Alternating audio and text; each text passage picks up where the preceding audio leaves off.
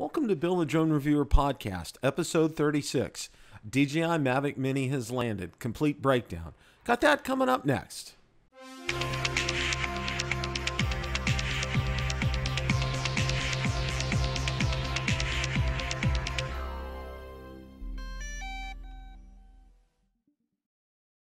On October 30th at 9 a.m. Eastern Time, DJI released the DJI Mavic Mini.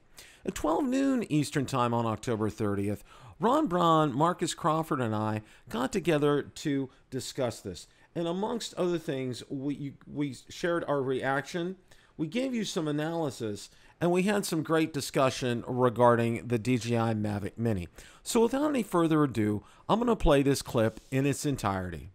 Good afternoon, everyone. Welcome to a very special Rotor Talk Live. I am joined by the two heads of state of Xeno Nation, President Ron Braun and President Marcus Crawford. Gentlemen, how are you today? Perfect. Well, Awesome.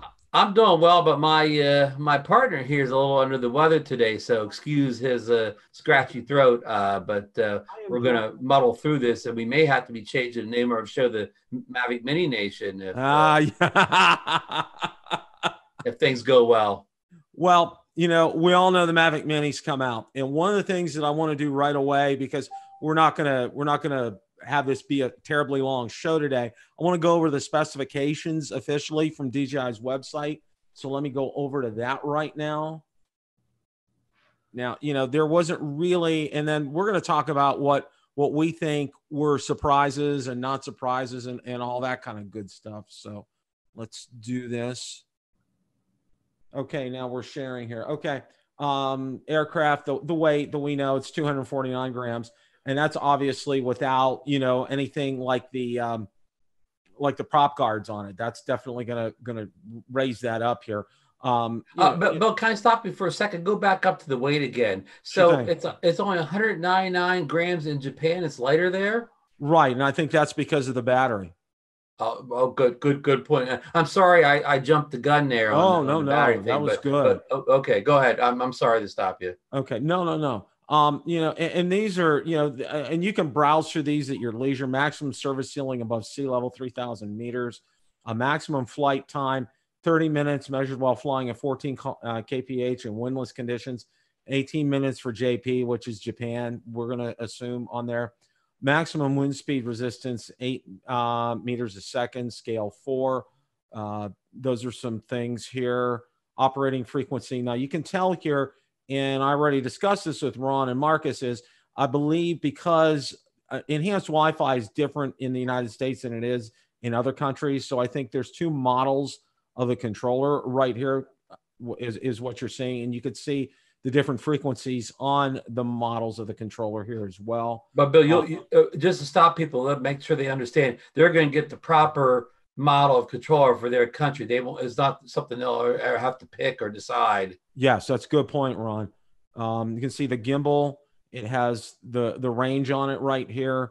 Stabilization. It is a 3-axis gimbal, which a lot of people had been talking about. The sensing system. Can I stop again just for, I sure hate thing. to ruin your role here, Ron. but that controllable range, that tilt angle, is that tilt angle like all the way down or all the way up, or is that just a standard tilt angle of most DJI I think drones? that's a standard tilt angle, Ron, Okay. because it's like minus 90 degrees to plus 20 degrees extended. So I think that's just standard. Yeah, I don't know what the standard numbers are. I just wonder if you knew that was anything better or worse than we're seeing out of a typical DJI drone, like we'll say the Mavic Air. The Mavic Air, for instance. Mavic Air, right. Okay. Now the sensing system, downward operating range, 0.5 to 10 meters. Operating pretty environment. standard. Non-reflective, discernible surfaces. In other words, not over water. Diffuse reflectivity, adequate lighting, lux greater than 15. In other words, you have to have some lighting, and it does have. We're gonna get into precision landing here in a minute. The camera, which we'd all been talking about, and you know, wanting to get the information on it. The ISO range for still photos. That again, I think that's pretty standard. But where everybody was really interested in, the video resolution is 2.7K. Now, if you watch Kelly Shore's video, and we're going to talk about this here in a minute, you got to see he did some comparisons between this, the Mavic Air, the Spark, the Mavic 2 Pro, the Mavic 2 Zoom, and you really hard to tell a big difference between all of these right here. Hey, Bill, before you move on, why the 25 frame rate? I mean, 25 frame rate is a European frame rate. 24 frame rate is a cinematic movie frame rate for the U.S. Why isn't that offered here? Why the European standard of 24? I don't know, Ron. That's a good question. I mean, in software, you can always down-res it to 24, but in the US, 24 is the appropriate film quality frame rate. 25 is meant for Europe. I mean, for Europe, drones like the Anafi have the choice of the 24 or 25 since they're an international drone. So that strikes me as a little odd there. That may be something that we may end up seeing in an update. Real quick, I want to welcome Mark Proskovic, Brad Hendo, DeMarco's here, Air Photography's here, David Winter, Kolsky RC, welcome. Thanks for joining this afternoon. Saigon 98 Drone Fix. Lauren's with us today, and Droney Boy is here. All right. We'll finish up here. Remote controller and video transmission. You can see the operating frequency. Again, we're talking about, what the right one for your right country, as Ron brought up, which I think is a very good point. There's some specs I think you'll probably just want to dive into it. The battery capacity, 2,600 milliamps. They're talking about the remote controller right here. Operating current voltage, supported device mobile size, live view quality, 720p, 30 frames per second. Video transmission system is enhanced Wi-Fi. Latency 170 to 240 ms, which that sounds good. Looking at the charger, 100 to 240 volts. Again, that's based on your country. The output here, and then the rated power is 18 watts. Intelligent flight battery. It has 2,400 milliamps, voltage, lithium ion, so forth. And then it talks about the intelligent flight battery, obviously for Japan, 1,100 milliamps, which is different here. The app is a brand new app. It's DJI Fly. And then we talk about the supported SD cards here. And again, all this information is going to be out on DJI's website. Gentlemen, I wanted to get your opinions. First thing I wanted, what surprised you? What didn't surprise you? I guess I'll go first. I guess surprised me that every rumor that we talked about in the last 48 hours was basically true. And the thing that surprised me was that, nobody even talked about bit rate, but it surprised. I mean, I didn't expect 100 bit rate, but I didn't expect 40 either. And I know that's a concern from our friend over at Coast to Coast Drones, Bill Thomas. Are you scared or were you surprised by the slow bit rate, Bill or Marcus? No, I wasn't, because of the size of the drone. Go ahead, Marcus. Yeah, no, I kind of think the same thing. And like Kelly Shores said in his introduction video, don't buy this thinking you're going to get a full-size Mavic, because it's just not. That's not what it is. What I am impressed with is the speed. 13 meters per second comes out to roughly 30 miles an hour, maybe a little bit less. So this thing, you'll be able to, if you want to go out and look at something, you'll be able to fly it out and look at something. The camera quality, I think, is good enough for its intended purpose. And the portability is the big thing for me. And of course, that wasn't a surprise. But when you see the picture that they hold up, and of course, this is a bigger phone, but when they put that thing and they set it on top of their cell phone and fold it up, it's the size of the phone. That gives you the idea of how portable it is. And it's going to be so easy to travel with. And we've all talked about that before. That, I think, is a huge deal. I'm really pleased that I'll have something that I can just so casually take with me and fly. And as we've talked about before, the fact that it will not be terribly obtrusive. People will look at it. You'll pull this little thing out of your pocket. Nobody's going to freak out that you've got a big drone out spying on them, and you'll be able to put it in the air and go have some fun with it. Well, for me, I would say the thing that probably didn't surprise me at all was it was, the actual price point, because there had been talk about tariffs getting involved here. The $399, the $499, which I thought was good. And one of the things that I'm really pleased at is, and one of the things I want to tell everybody, I've had a chance to watch. I was able to get in about four of the videos out there. Rick Smith has 3 videos out on Drone Valley. Kelly Shores has one. iPhone Do has one out there, and Potato Jet has one out there as well, from what I've seen. I didn't get a chance to watch all of them. I did watch Kelly's from front to back, and I was very impressed with Kelly's video, especially he had it up in the wind, and that had been a big concern of a lot of people. And I know my friend Lauren from up in Canada had said, it looks like it's going to hold very well in the wind, and that's true. That was very true. I have to say that was one of the things that impressed me. One of the things that was a surprise to me was availability in terms of shipping, that the drone by itself will ship sooner than the drone with the Fly More kit. So I found that Best Buy had them available, and it will be available for in-store pickup on the 11th. And I also verified this is not just here in the United States. This is over in the UK too. My good friend Ian Jones from over in the UK. If you're watching, hey Ian, how you doing? Inform me as well. His will be available for pickup on the 11th as well. So, that's something I would, if you're wanting to get it sooner, that would be something I would suggest that you might want to take a look at here. Again, and I think Kelly did very well on this, where he said, and I think, Marcus, I think you brought it up, don't expect a Mavic 2 from this, okay? You're not getting a Mavic 2 Pro or a Mavic 2 Zoom or a Phantom 4 Pro quality here. You're getting something that is portable, that you can get up in the air easily, that is it will be super easy to fly. I like that. Gentlemen, what do you think of the new app? Bill, I want to reference a couple points you just went over before we move on to the app. Sure. Well, number one, I want to say, in my feed, iJustine's video came up before anybody else's, and she called it her favorite drone already. And number two, I checked on Amazon about an hour ago, and it wasn't available to purchase on Amazon yet. Do you think it will become available on Amazon in the near future? Or do you think we'll have to wait a while, Bill? I think we'll have to wait a while, because I think Best Buy probably got preferential treatment from DJI. Yeah, I really do. And Best Buy's had a resurgence, and that's a whole nother topic in and of itself. Right. Well, I don't want to belabor it, but I just wanted to. Have you looked recently? Is it still? It hasn't sold out any place yet. Can you still buy it right now on DJI and Best Buy? Or I haven't been out there.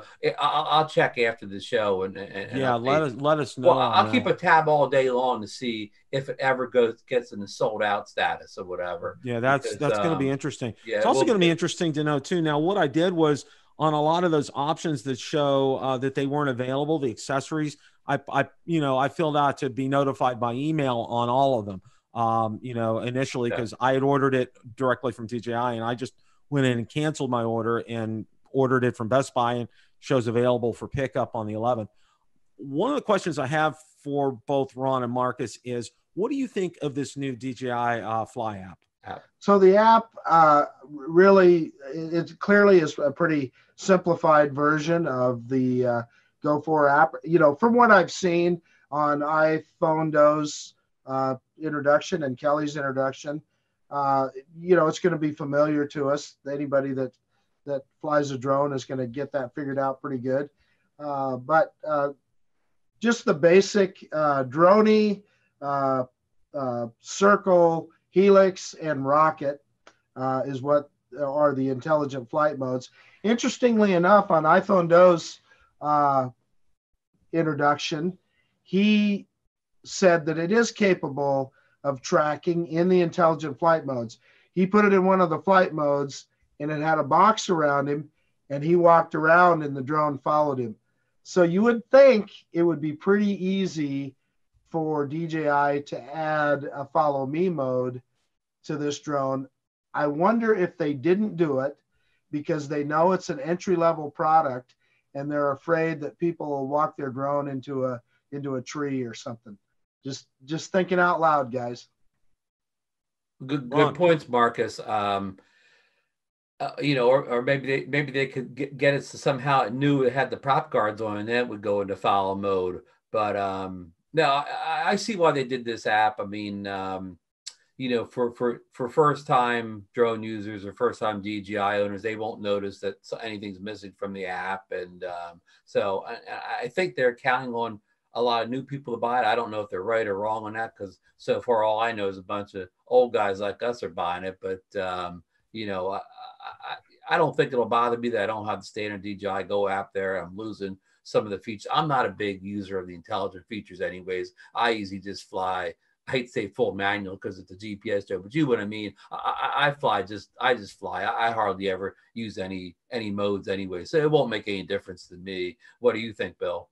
I don't think so either, Ron. I think they did this with the Express. They give it. It's really a watered down version of the DJI Go 4 app. Is really basically what we have here. And I hate to use the word dumbed down, but I think that's what they've done, because I think you're going to get a lot of people are going to be getting this under the tree for Christmas or in stockings, and you're going to get a lot of first time people who have never flown a drone before.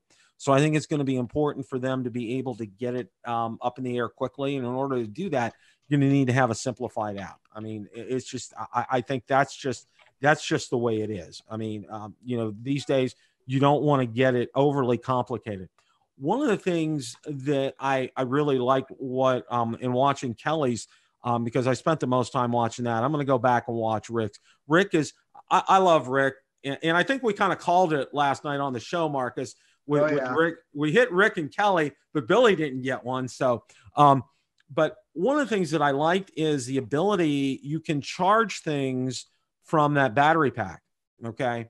I like that capability. I think that's going to be an absolutely perfect method of being able to charge things, like maybe if you need to charge your phone or, another device. It showed that you can charge the controller with it as well. So I think that's going to be good. One of the downsides that Kelly pointed out was there's no lights on the batteries themselves. The only way their charging status is when you put it in that charging hub. So what are your thoughts on that? I mean, that's something that's really kind of different. But Bill, I'm going to jump in real quick. Are these smart batteries? Will they discharge themselves after 10 days, or is these just dumb batteries where you better fly the thing if you charge the batteries up? That's a good question, Ron. I don't know that yet. Kelly didn't talk about that, and I'm probably going to rewatch Rick's video, his second video, because he went into some detail about the battery. So I think we find some good information from that as well. Yeah.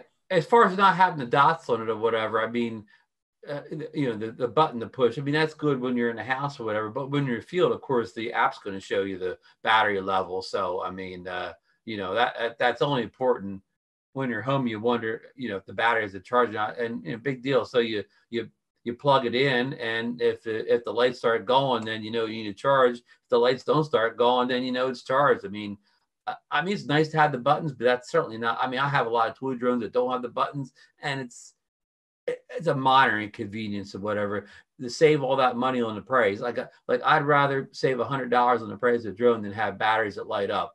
I agree. And, and you guys will probably follow my thinking here is, when you put the battery in and you bring up the DJI Go 4 app, it tells you how much is in the battery right there. So, right away when you open up the app and power the remote and the drone on, how much power you have already. I mean, there's no, it's kind of a double redundancy kind of a thing. It's real nice to have that, but not having it here is not a showstopper. It's not something that, I don't, because it doesn't have that, I'm not going to get it kind of a thing. Well, the version I have has it. Hey, a couple things I noticed in the chat here. Frank Colick is saying that lithium-ion batteries don't need to discharge. That's good to know. And Brad Hendo is saying that the website says it's a smart battery. Okay, that's good. Or intelligent flight battery. Intelligent flight battery. Okay, so it doesn't have the lights. And listen, Bill, I mean, we talked already before. This is intended for pros. I mean, pros, they need to know their battery choice because they're going out in jobs that they're getting paid for. You know, they may have a whole bag of batteries. They don't have time to check each one or whatever. But this drone's is I call it a park flyer or whatever. I mean, if you go to the park and you're going to shoot some video of you riding your skateboard and your battery's not fully charged, it's not the end of the day. You don't lose the job. You don't lose the shot or whatever. Perfect. You know what I mean?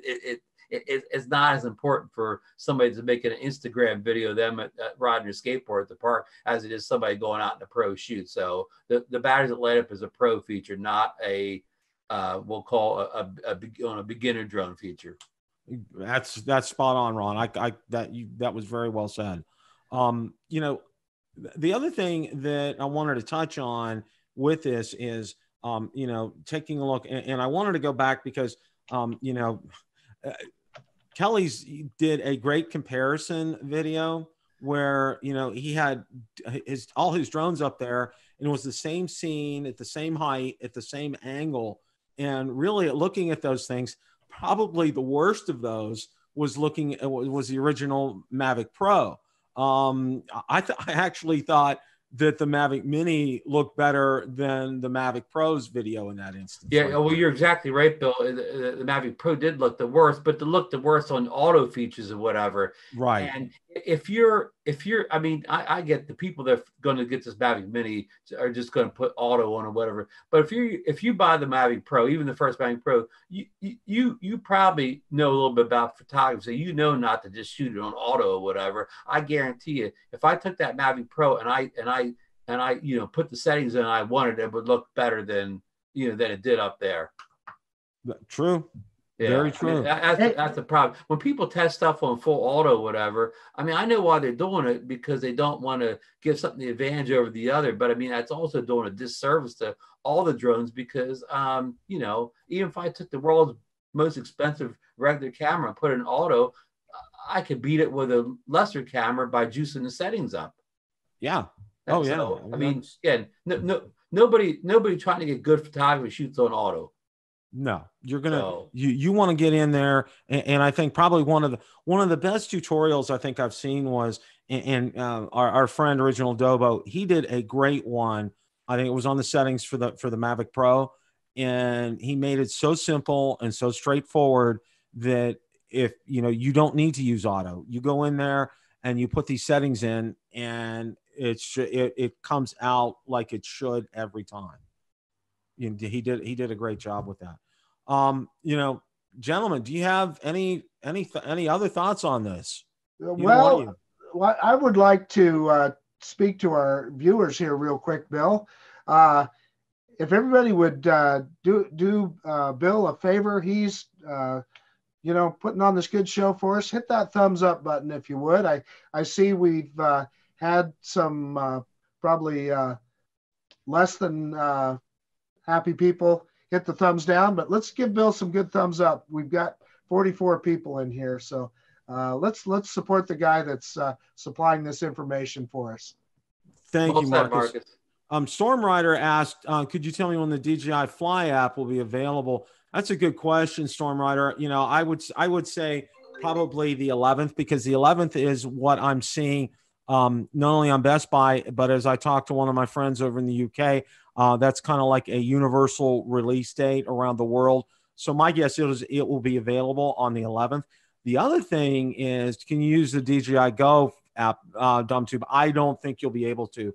I think it's a proprietary app. I think it's going to be the DJI Fly app is what you're going to see here.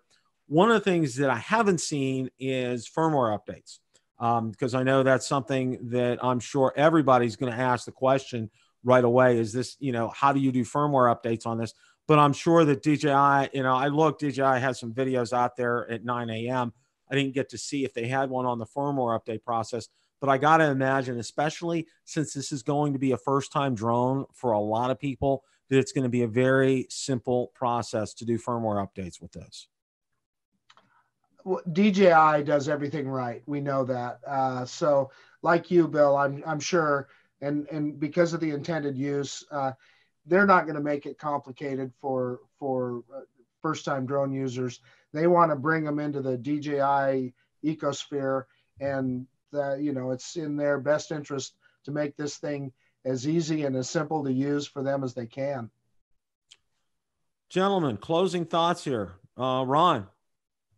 We got what we expected today. I mean, almost all the rumors came true. I mean, we didn't know the bit rate. I don't think I even heard any rumors about the bit rate. So, no surprises. It is what we thought it was, is like the football term or whatever some famous football coach said. It is what it is. But, again, I know the two iJust teams, she seemed to love it, and Kelly loved it or whatever.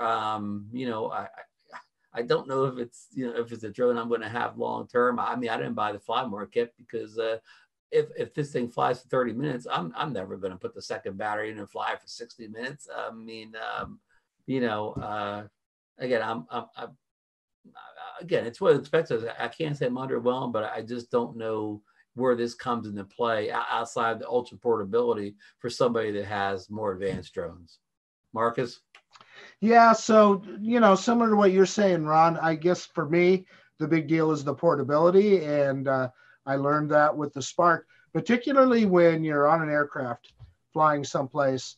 That Spark was so easy just to throw in a backpack, and you had your whole kit and you could go. And I see this as the same way. In other words, I'm going on a vacation. It's not primarily to take drone video, but just like I would take my action camera with me, I'll throw this little drone in my backpack and take it as well.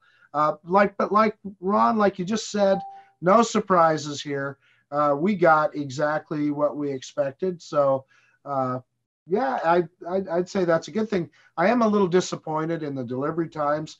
If what we're hearing is real, I would have hoped that DJI would have been prepared to ship them immediately. And if, anytime you make people wait, that's the same frustration that we often have with some of the Chinese resellers too. So that is a little bit of a disappointment for me. Other than that, we're all good, guys. Yeah, I would say for me, no major surprises here. We ended up, thanks to my good friend up in Canada, we did find out quite a bit of this information ahead of time, and kudos to you, Lauren. I want to also say thank you to my wife, Cat77723, for showing up in the chat today. Thank you, sweetheart. I know you're at lunch, and I really appreciate that in the chat. I guess some of the, and to kind of echo what Marcus said about the delivery times, I got to think that DJI had learned its lesson before, as I've already said, about the Mavic Pro. And I'm hopeful that they will get these things shipped out sooner rather than later. But I also think, too, in line with what Lauren has said, this first batch or this first order that DJI has, it's a limited quantity. Okay. I think these have been already made and been ready to go for some time, but they haven't made enough yet. So I think that's why. And in fact, you probably noticed it said there, you're only allowed to order one right now at this time. You cannot order more than one. So if you wanted to do that, that was a little bit of a surprise. I would say this, I was very pleasantly surprised by looking at not only, Rick Smith had his up in the wind too, and Kelly Shores had his up in the wind. And that was a concern for me because here in Florida, we get a lot of wind down here being near the water, and it looked like it's held its own up there. I was pretty impressed with that. So it looks like a fun drone. I think a lot of people are going to be very pleased with it, as long as, and I think Kelly put it real well, as long as you're not expecting Mavic 2 quality, you're going to be pleased with this drone. That to me, that was one of the best things I think I've heard all morning about this. It's going to be a fun drone to fly. It's going to be a fun drone to travel with. It's going to be easy to use. That DJI Fly app, you can literally, put videos together through the app and get it out there to social media, which looks great. One of the questions that I have that's kind of outstanding is, and I haven't seen an answer, and I sent emails to both Kelly and to Rick this morning asking them if it has capabilities like the DJI Go 4 app of being able to live stream like on Facebook or YouTube. I haven't seen anything about that yet. So I'm kind of waiting on that. So I want to thank everybody for showing up here at lunchtime today in the chat. Really appreciate that an awful lot. And as Marcus said, to acknowledge these two gentlemen, the heads of state of Xeno Nation being with us today. Okay. And also, for our work and our dedication and our effort, please make sure you hit the like button. There are some folks out there that don't agree with that, but we'd like to think there are a lot more folks out there that like this than don't like this. So I want to thank my two excellent, outstanding co-hosts, Mr. Marcus Crawford and Mr. Ron Braun, who we're going to have them come down when the weather turns really nasty up north, and have them come down to sunny Florida for a few days, and we can go out to Redington Beach, fly out the pier out there, and find a great place to eat and kick back and relax. So we're gonna have to worry about that. So guys, thanks so much. Thanks Ron and Marcus. Thank you so much, everyone, for joining today. We're gonna have much more on this. Expect great videos from all three of us, because all of us have ordered it. So thank you all so much for watching. And remember, it really is a great day to fly. Take care, everybody.